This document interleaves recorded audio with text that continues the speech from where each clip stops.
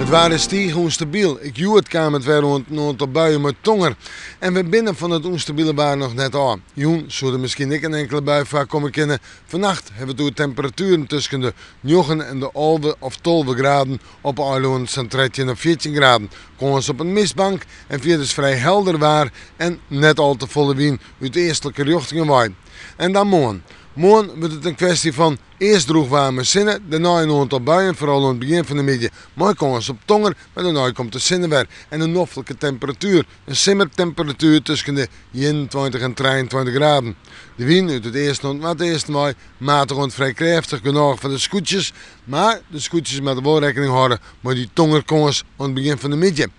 En dan terug naar Snijn, dat wordt toch een dag mei. Alweer zinnen eerst en dan staan we gewoon vanuit het zuiden uit. De bewolking volgt terug rein.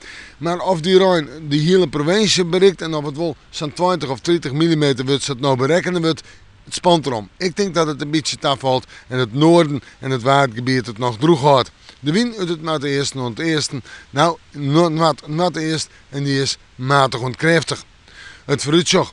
Manje, Tiese en Maasje hebben we temperaturen om bij de 21, 22 graden heen. Betiden zinnen, betiden buien, nog altijd maar kans op tonger. En we maken morgen, maar wel even in het waarsje.